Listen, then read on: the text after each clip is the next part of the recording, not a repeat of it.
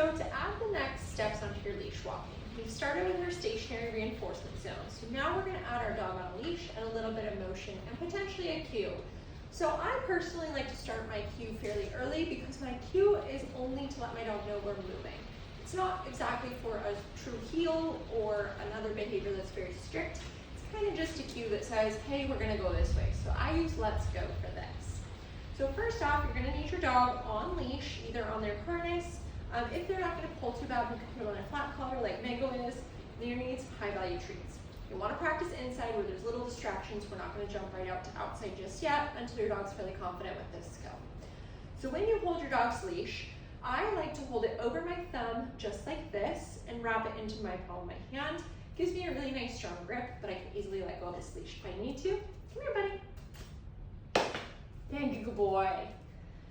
You'll want it in the side or the hand opposite the side your dog is on, and you'll use this other hand as kind of a control point. So I can bring this leash closer or farther away.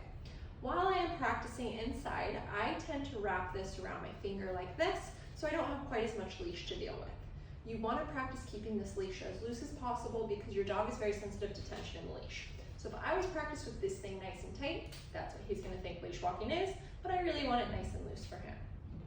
So to get started with your leash walking, come here, buddy. You're going to remind your dog that it pays them to be at your side. Come here, kiddo. I know it's raining.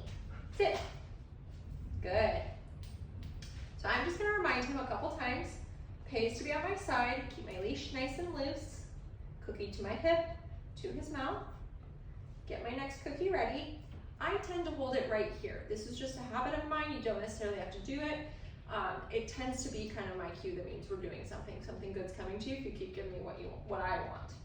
So next what I'm going to do is say my cue and then take a step and reward Mango when he catches up to my side. You'll want to start when your dog has some attention for you. You smelling my shoe? Come here, buddy. Let's try again. Come here. Thank you. Good boy. So dog has some attention for me. Let's go. Step, step. Touch to my hip. Give to him. Good boy. This way. Try that again. Are you ready? And he doesn't necessarily have to start in a sit every time. That is up to you. For me, when we're practicing, it's nice to have a dog in a sit because it's true control position, right?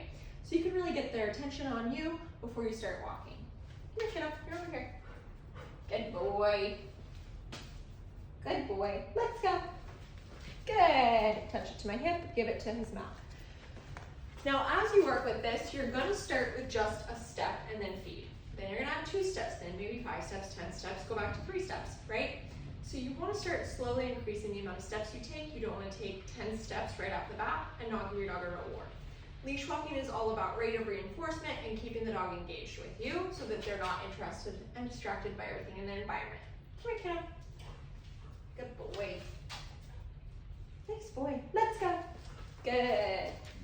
Feed him from my side. And if I had more room to walk, I would say let's go again and continue walking that way, but I'll run into my phone, so I can't do that. So all you're going to do is keep this leash nice and loose, have your dog's attention on you, give your cue, let's go. Step, a couple steps, cookie to your hip, give it to them. Again, you're going to practice inside with very few distractions. You don't want your dog just right off the bat pulling on the end of their leash, having not so nice times working with you on leash because it will translate into some poor leash walking. We want leash walking to be fun and engaging for our dog, but we also want them to be dogs. So do give your dog permission to go sniff, give them time to go enjoy their environment, see the sights, sounds, get all those smells in.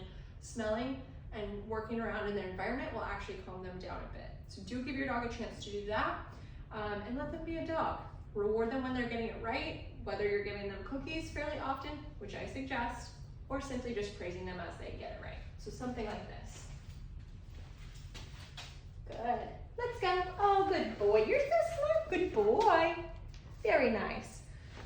So I kept up the praise, kept up the conversation between us so that he knew he was doing it right and he's giving me some attention. Then if we were out somewhere actually walking, I'd probably say something like, go be a dog, and walk him over to a bush so we could go get some sniff time, and then say, let's go, and carry on our way. So that's how you start your next steps of leash walking. Let me know if you have any questions. Good buddy.